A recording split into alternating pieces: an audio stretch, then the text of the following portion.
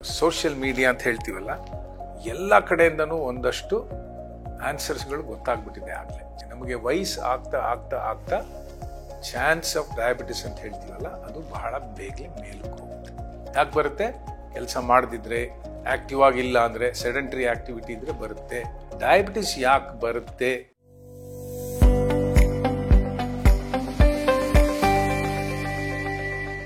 ಜೈ ಶ್ರೀ ಗುರುದೇವ್. ನನ್ನ ಹೆಸರು doctor A Shekhar ಅಂತ. ಈಗ ಆದಿಚುಂಚನಗಿರಿ ಯೂನಿವರ್ಸಿಟಿಯ ಕುಲಪತಿಯಾಗಿ ಕೆಲಸ ಮಾಡ್ತಿದ್ದೀನಿ.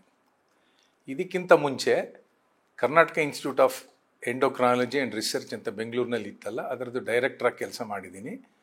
ಅದಕ್ಕಿಂತ ಮುಂಚೆ ನಮ್ಮ ಮೈಸೂರು ಮೆಡಿಕಲ್ ಕಾಲೇಜ್ ಅಂತ ನೀವೆಲ್ಲ ಕೇಳಿದ್ದೀರಾ, ಅಲ್ಲಿ head of the department of endocrinology, professor of medicine ಅಂತ ಸುಮಾರು ವರ್ಷ ಕೆಲಸ ಮಾಡಿ 2019ರಲ್ಲಿ ನಮ್ಮ ಕರ್ನಾಟಕ ಸರ್ಕಾರದ ಸೇವೆಯಿಂದ ನಿವೃತ್ತಿಯಾಗಿದ್ದೆ.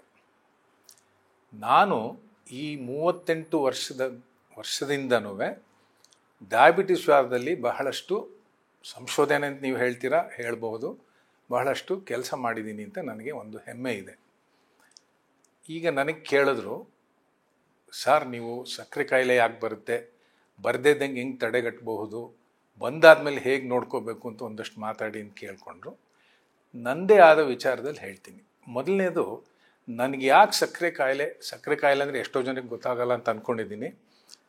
ಡಯಾಬಿಟಿಸ್ ಅಂದರೆ ಎಲ್ರಿಗೂ ಗೊತ್ತಾಗ್ಬಿಡುತ್ತೆ. ಈ ಡಯಾಬಿಟಿಸ್ ಅಂತಲೇ ಮಾತಾಡ್ತೀನಿ. ಡಯಾಬಿಟಿಸ್ ಯಾಕೆ ಬರುತ್ತೆ, ಅದ್ರ ಮೇಲೆ ಯಾಕೆ ನಿಮಗೆ ಇಂಟ್ರೆಸ್ಟ್ ಬಂತು ಅಂತ ಒಂದು ಪ್ರಶ್ನೆ ನನಗೆ ಕೇಳಿದ್ರೆ, ಮೊದಲನೇ ಉತ್ತರ ಹೇಳೋದು, ನನ್ನ ಫ್ಯಾಮಿಲಿನಲ್ಲಿ, ನಮ್ಮ ಫ್ಯಾಮಿಲಿ ಅಂತ ಹೇಳ್ತೀವಲ್ಲ, ಅದರಲ್ಲಿ ನಮ್ಮ ತಾಯಿಗೆ ಬಹಳ ಬೇಗನೆ ಸಕ್ಕರೆ ಕಾಯಿಲೆ ಬಂತು. ನಮ್ಮ ತಂದೆಗೆ ಸಕ್ಕರೆ ಕಾಯಿಲೆ ಇತ್ತು. ನಮ್ಮ ತಾಯಿ, ಅಕ್ಕ, ತಂಗಿ, ಅಣ್ಣ, ತಮ್ಮಂದ್ರಿಗೆಲ್ಲ ಚಿಕ್ಕವ್ರನ್ನಲ್ಲೇ 40-45 ವರ್ಷಕ್ಕೆ ಸಕ್ಕರೆ ಕಾಯಿಲೆ ಬಂದ್ಬಿಡ್ತು. ಅವ್ರಿಗೆಲ್ಲ ಸಕ್ಕರೆ ಕಾಯಿಲೆನಲ್ಲಿ ಬಂದು ಅವರು ಸ್ವಲ್ಪ ಕಷ್ಟಪಡ್ತಿದ್ದು ನೋಡಿದಾಗ ನಾನು ಇನ್ನೂ ಚಿಕ್ಕವನು, MBBS ಸೇರಿದ್ದೆ ಅಂತ ಅಂದ್ಕೊಂಡಿದ್ದೀನಿ. ಅದನ್ನು ನೋಡಿ ಒಂದು ಇಂಟ್ರೆಸ್ಟ್ ಹುಟ್ಟಿತು, ಏನಿದು ನೋಡು ಹೆಚ್ಚು ಮಾಡಬೇಕು ಅಂತ. ನಿಧಾನವಾಗಿ ನನ್ನ ಜೀವನದಲ್ಲಿ ಸಕ್ಕರೆ ಕಾಯಿಲೆ ವಿಚಾರ, ಡಯಾಬಿಟಿಸ್ ವಿಚಾರದಲ್ಲಿ ಹೆಚ್ಚು ತಿಳ್ಕೊಂಡು, ಡಯಾಬಿಟಾಲಜಿಸ್ಟ್ ಅಂತ ಹೇಳ್ತೀವಲ್ಲ, ಸಕ್ಕರೆ ಕಾಯಿಲೆ ಅಂತ ಹೇಳಬಾರ್ದು, ಡಯಾಬಿಟಿಸ್ನ ತಜ್ಞ ಅಂತ ಹೇಳ್ಬೋದು ಅಂತ ಅಂದ್ಕೊಂಡಿದ್ದೀನಿ. ಹಾಗೆ 38 ವರ್ಷದಿಂದ ಈ ಡಯಾಬಿಟಿಸ್ನಲ್ಲಿ ನನ್ನನ್ನು ನಾನೇ ತೊಡ್ಕೊಂಡಿದ್ದೀನಿ. ಯಾತಕ್ಕೆ ಬರುತ್ತೆ ಅಂತ ಬಹಳಷ್ಟು ಜನ ಕೇಳ್ತಾರೆ, ಬಟ್ ಅವ್ರಿಗೆ ಆಗಲೇ ಉತ್ತರ ಗೊತ್ತಿದೆ ಅಂತ ನನಗೆ ಅಂದ್ಕೊಂಡಿದ್ದೀನಿ. ಎಷ್ಟೋ ಜನಕ್ಕೆ ಇವಾಗ ಇದು ಸೋಷಿಯಲ್ ಮೀಡಿಯಾ ಅಂತ ಹೇಳ್ತೀವಲ್ಲ, ಎಲ್ಲ ಕಡೆಯಿಂದನೂ ಒಂದಷ್ಟು ಆನ್ಸರ್ಸ್ಗಳು ಗೊತ್ತಾಗ್ಬಿಟ್ಟಿದೆ ಆಗಲೇ. ಸಕ್ಕರೆ ಕಾಯಿಲೆ ಯಾಕೆ ಬರುತ್ತೆ? ಆನುವಂಶಿಕತೆ, ಜೆನೆಟಿಕ್ಸ್. ಯಾಕೆ ಬರುತ್ತೆ? ದಪ್ಪ ಇದ್ದರೆ ಬರುತ್ತೆ. ಒಬೆಸಿಟಿ. ಯಾಕೆ ಬರುತ್ತೆ? ಕೆಲಸ ಮಾಡದಿದ್ರೆ, ಆ್ಯಕ್ಟಿವ್ ಆಗಿಲ್ಲ ಅಂದರೆ, ಸೆಡೆಂಟ್ರಿ ಆ್ಯಕ್ಟಿವಿಟಿ ಇದ್ದರೆ ಬರುತ್ತೆ. ಕೆಲವು ಔಷಧಿಗಳನ್ನು ಬಹಳಷ್ಟು ದಿವಸ ತೊಗೊಂಡ್ರೆ ಅದರಿಂದನೂ ಸಕ್ಕರೆ ಕಾಯಿಲೆ ಕಡೆಗೆ ದೂಡ್ಬೋದು ಅಂತ ಬಹಳಷ್ಟು ನಿಮಗೆಲ್ಲ ಗೊತ್ತಿದೆ. ಆದರೆ ಒಂದು ವಿಚಾರ ಹೇಳ್ತೀನಿ ವೀಕ್ಷಕರೇ, ಏನಂದರೆ ಕ್ಯುಮ್ಯುಲೇಟಿವ್ ರಿಸ್ಕ್ ಅಂತ ನೀವು ಕೇಳಿಲ್ಲ ಅಂತ ಅಂದ್ಕೊಂಡಿದ್ದೀವಿ. ಕ್ಯುಮ್ಯುಲೇಟಿವ್ ರಿಸ್ಕ್ ನಮಗೆ ಹುಟ್ಟಿದಾಗ ಸಕ್ಕರೆ ಕಾಯಿಲೆ ಬರ್ಬೋದಾ? ಬಹಳ ರೇರ್. 10 ವರ್ಷದಲ್ಲಿ ಇನ್ನೂ ಬಹಳ ರೇರ್. 20 ವರ್ಷದಲ್ಲಿ ಸ್ವಲ್ಪ ಹೆಚ್ಚಾಗ್ಬೋದು. ಒಂದು 10,000 ಜನ, 1,00,000 ಜನದಲ್ಲಿ ಒಬ್ರಿಬ್ರಿಗೆ ಕಾಣಿಸ್ಬೋದು. ನಮಗೆ 30-40 ವರ್ಷ ಆದಾಗ ನಿಮಗೆ ಗೊತ್ತಾಗುತ್ತೆ, ಚಿಕ್ಕದಲ್ಲೇ ಬಂದ್ಬಿಡ್ತು ಅಂತ ಹೇಳ್ತೀವಿ. 50 ವರ್ಷ ಆದರೆ ಇನ್ನೂ ಹೆಚ್ಚು ಇನ್ಸಿಡೆನ್ಸ್ ಅಂತ ಹೇಳ್ತೀವಿ. 70 ವರ್ಷ ಆದರೆ 10 ಜನದಲ್ಲಿ ಒಬ್ಬರು ಇಬ್ಬರಿಗೆ ಇರುತ್ತೆ. 80 ವರ್ಷದ ಮೇಲೆ 2-3 ಜನಕ್ಕೆ ಒಬ್ಬರು ಇರುತ್ತೆ. ಇದಕ್ಕೆ ನಾನು ಕ್ಯುಮ್ಯುಲೇಟಿವ್ ರಿಸ್ಕ್ ಅಂತ ಹೇಳಿ, ನಮಗೆ ವಯಸ್ಸು ಆಗ್ತಾ ಆಗ್ತಾ ಆಗ್ತಾ ಚಾನ್ಸ್ ಆಫ್ ಡಯಾಬಿಟಿಸ್ ಅಂತ ಹೇಳ್ತೀವಲ್ಲ, ಅದು ಬಹಳ ಬೇಗನೆ ಮೇಲಕ್ಕೆ ಹೋಗುತ್ತೆ. ಇದನ್ನು ಅರ್ಥ ಮಾಡ್ಕೊಳ್ಳಿ. ಪ್ರಿವೆಂಟ್ ಮಾಡ್ಬೋದಾ? ಮಾಡ್ಬೋದು. ಅಂದರೆ ನೀವು ವಯಸ್ಸಾಗಬಾರ್ದು. ಮಾಡೋಕ್ಕಾಗ್ತಾ? Will have to. ನಾವೆಲ್ಲರೂ ವಯಸ್ಸಾಗ್ತೀವಿ. ಅದರಿಂದ ಇದು ಮೊದಲನೇದು. ಎರಡನೇದು ರೇಷಿಯಲ್ ಅಂತ ಹೇಳ್ತೀವಿ, ಎತ್ನಿಸಿಟಿ ಅಂತ ಹೇಳ್ತೀವಲ್ಲ. ನಮ್ಮ ಭಾರತ ದೇಶದಲ್ಲಿ ನಾವು ಹುಟ್ಟಿದ್ದೇವೆ, ಅಮೆರಿಕದಲ್ಲಿ ಹುಟ್ಟಿದ್ದೇವೆ ಅಂತ ಹೇಳ್ತೀವಲ್ಲ, ಎತ್ನಿಸಿಟಿ ಅನ್ನೋದ್ರಲ್ಲೂ ಹೇಳ್ತೀವಿ. ಇದನ್ನು ನಾನು ಹೇಳಿದ್ರೆ ನೀವು ತಪ್ಪಾರ್ಥ ಮಾಡ್ಕೋಬೇಡಿ. ನಮ್ಮ ದೇಶದಲ್ಲಿ ಹುಟ್ಟಿದ ಎಲ್ಲ ಪ್ರಜೆಗೂ ಸಕ್ಕರೆ ಕಾಯಿಲೆ ಬರಬಹುದು ಅನ್ನೋದನ್ನು ಮನಸ್ಸಲ್ಲಿ ಇಟ್ಕೋಬೇಕು. ಅಂದರೆ ವೆರಿ ಹೈ ರಿಸ್ಕ್ ಎತ್ನಿಸಿಟಿ. ನಮ್ಮ ದೇಶದಲ್ಲಿ ಭಾರತೀಯರಿಗೆ ಸಕ್ಕರೆ ಕಾಯಿಲೆ ಬರೋ ಚಾನ್ಸಸ್ ಆರ್ ವೆರಿ ಹೈ. ಯಾವಾಗ? ವಯಸ್ಸಾಗ್ತಾ ಆಗ್ತಾ. ಆಮೇಲೆ ಆನುವಂಶಿಕತೆ, ಜೆನೆಟಿಕ್ಸ್, ಮನೆಯಲ್ಲಿ ಫ್ಯಾಮಿಲಿಯಲ್ ಹಿಸ್ಟ್ರಿ ಇದೆ ಅಂತ. ಆಮೇಲೆ ತುಂಬ ದಪ್ಪ ಇದ್ದೀರಾ, ಸಣ್ಣ ಆಗ್ತಾ ಇಲ್ಲ ಅಂದರೆ, ಅದ್ರ ಜೊತೆಗೆ ಸೆಡೆಂಟ್ರಿ ಆ್ಯಕ್ಟಿವಿಟಿ, ಕೆಲಸನೇ ಮಾಡ್ತಿಲ್ಲ ಅಂತ, ಇವನ್ನೆಲ್ಲ ಸೇರಿದ್ರೆ ಎ ಕಾಂಗ್ಲಾಮರೇಟ್ ರಿಸ್ಕ್ ಫ್ಯಾಕ್ಟರ್ ಅಂತ ನಾವು ಇಂಗ್ಲೀಷ್ನಲ್ಲಿ ಹೇಳ್ತೀವಿ. ಬರೀ ಒಂದರಲ್ಲೇ ಬರ್ಬೋದಾ, ಬರದೇ ಇರ್ಬೋದು. ಇವು 6 ಸೇರಿಕೊಂಡ್ರೆ ನಿಜಾಂಶವಾಗಿ ಎಲ್ಲರಿಗೂ ಬರ್ಬೋದು. ಗೊತ್ತಾಯ್ತಲ್ವಾ? ಇದನ್ನು ಮನದಟ್ಟು ಮಾಡ್ಕೊಳ್ಳಿ. ಏನೋ ವಯಸ್ಸಾಗ್ತಾ ಸಕ್ಕರೆ ಕಾಯಿಲೆ ಬರುವ ಪ್ರಮೇಯ ಹೆಚ್ಚು. ತಂದೆ ತಾಯಿಗಳಿಗೆ ಫ್ಯಾಮಿಲಿಯಲ್ ಹಿಸ್ಟ್ರಿ ಇದೆ, ಜೆನೆಟಿಕ್ಸ್ ಇದೆ ಅಂದರೆ ಬರುವ ಚಾನ್ಸಸ್ ಹೆಚ್ಚು. ಸ್ವಲ್ಪ ಬೇಗಲೇ ಬರ್ಬೋದು. ದಪ್ಪ ಇದ್ದೀರಾ, ಸಣ್ಣ ಆಗಿಲ್ಲ, ಕೆಲಸ ಏನೂ ಮಾಡೋದಿಲ್ಲ, ಸೆಡೆಂಟ್ರಿ ಆ್ಯಕ್ಟಿವಿಟಿ, ಭಾಳ ಲೇಸಿಯಾಗಿದ್ದೀರಾ ಅಂದರೆ ಬಹಳ ಬೇಗಲೇ ಬರುತ್ತೆ. ಇವೆಲ್ಲ ಇದ್ದರೆ 30 ವರ್ಷಕ್ಕೆ ಬರಬಹುದು. 1-2 ಇದ್ದರೆ 40-50 ವರ್ಷಕ್ಕೆ ಬರ್ಬೋದು. ಈ ಥರ ಸಕ್ಕರೆ ಕಾಯಿಲೆ ಯಾಕೆ ಬರುತ್ತೆ ಅನ್ನೋದು ಒಂದು ವಿಚಾರನ ನೀವು ತಲೆಯಲ್ಲಿ ಇಟ್ಕೊಳ್ಳಿ.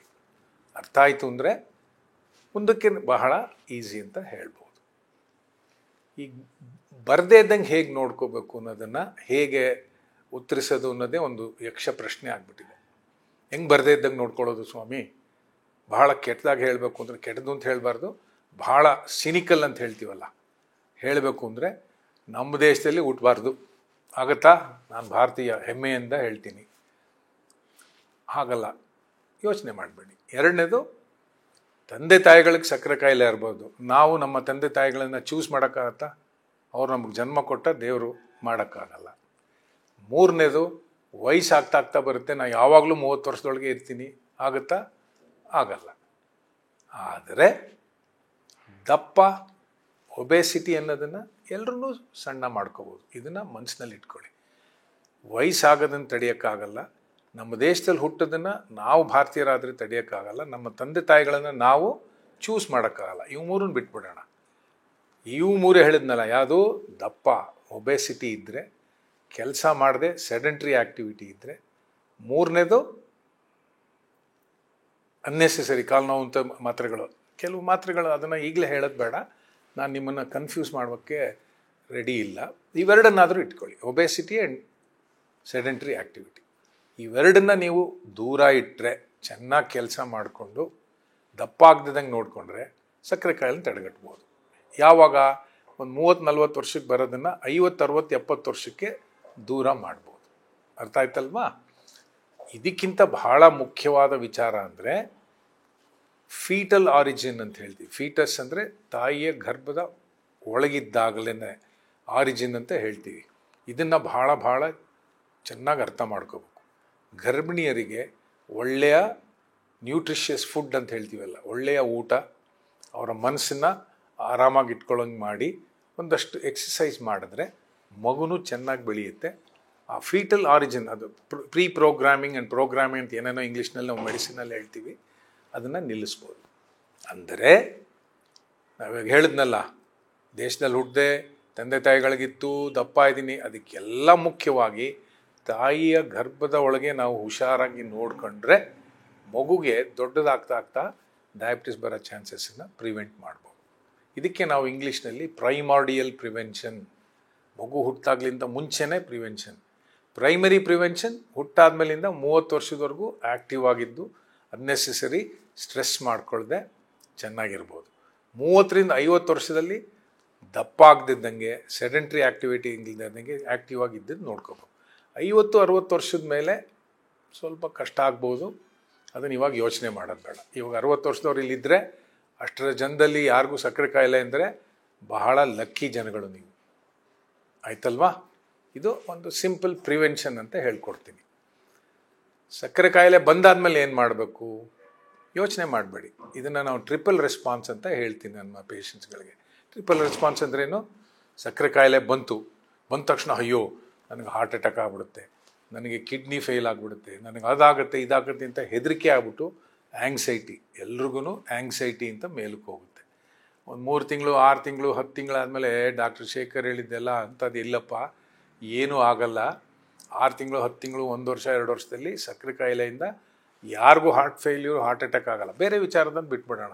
ಬಿ ಪಿ ಇತ್ತು, ಬೇರೆ ಏನೋ ತೊಂದರೆ ಇತ್ತಲ್ಲ, ಬರೀ ಡಯಾಬಿಟಿಸ್ ಬಂತು, 2 ವರ್ಷ 3 ವರ್ಷದಲ್ಲಿ ಹಾರ್ಟ್ ಅಟ್ಯಾಕು ಹಾರ್ಟ್ ಫೇಲ್ಯೂರು ಆ ಥರದ್ದು ಆಗೋ ಚಾನ್ಸಸ್ ಆರ್ ಆಲ್ಮೋಸ್ಟ್ ನಿಲ್. ಇದನ್ನು ಅರ್ಥ ಮಾಡ್ಕೊಳ್ಳಿ. ಸೊ ಏನಾಗುತ್ತೆ? ಹೇಳ್ತಾರೆ ಸುಳ್ಳು, ಗೊತ್ತಾಗಲ್ಲ ಅಂತ ಸೆಕೆಂಡ್ ರೆಸ್ಪಾನ್ಸ್ ಶುರು ಆಗುತ್ತೆ. ಏನು ಮಾಡ್ತಾರೆ ಅವಾಗ? ತಿನ್ನೋಕ್ಕೆ ಶುರು ಮಾಡ್ತಾರೆ, ಏನೂ ಆಗಲ್ಲ ಅದು ಅಂತ. ಒಂದು 4, 3, 5 ವರ್ಷ ಆದಮೇಲೆ ಕಾಲುರಿ, ಜುಮ್ ಅನ್ನೋದು, ಕಣ್ಣು ಸ್ವಲ್ಪ ಮಂಜಾಗೋದು ಶುರುವಾಗುತ್ತೆ, ತಿರ್ಗಾ ಡಿಪ್ರೆಷನ್ ಶುರುವಾಗುತ್ತೆ. Anxiety, normalcy, ignorance and depression. ಅಯ್ಯೋ ಹಿಂಗೆ ಆಗ್ಬಿಡ್ತಲ್ಲ, ನನಗೆ ಸಕ್ಕರೆ ಗೀಟ್ ಬಿದ್ದುಬಿಡ್ತು. ಅದಕ್ಕೆ ಟು ಪ್ರಿವೆಂಟ್ ಟ್ರಿಪಲ್ ರೆಸ್ಪಾನ್ಸ್ ನೀವೇನು ಮಾಡಬೇಕು? ಸಕ್ಕರೆ ಕಾಯಿಲೆ ಅಂತ ಗೊತ್ತಾದ ದಿನದಿಂದ ಸ್ವಲ್ಪ ಹುಷಾರಾಗಬೇಕು. ಹೆದರ್ಕೊಳ್ಳೋದು ಬೇಡ. ಹಂಗಾಗ್ಬಿಡುತ್ತೆ ಹಿಂಗಾಗ್ಬಿಡುತ್ತೆ ಹೆದರ್ಕೋಬೇಡಿ, ಏನೂ ಆಗಲ್ಲ. ಆದರೆ ಮೊದಲನೇ ದಿನದಿಂದನೇ ನೀವು ಚೆನ್ನಾಗಿ ನೋಡ್ಕೊಂಡು ಹೋದರೆ ಇನ್ನು 3 ವರ್ಷ, 5 ವರ್ಷ, 8 ವರ್ಷ ಆದಮೇಲೆ ಚೆನ್ನಾಗಿರ್ತೀರ. ಲೇಟೆಸ್ಟ್ ಹಾಗೂ ಇಂಟ್ರೆಸ್ಟಿಂಗ್ ಸುದ್ದಿಗಳಿಗಾಗಿ ಬಾಸ್ ಟಿವಿ ಕನ್ನಡ ಚಾನೆಲ್ನ ಸಬ್ಸ್ಕ್ರೈಬ್ ಮಾಡಿ.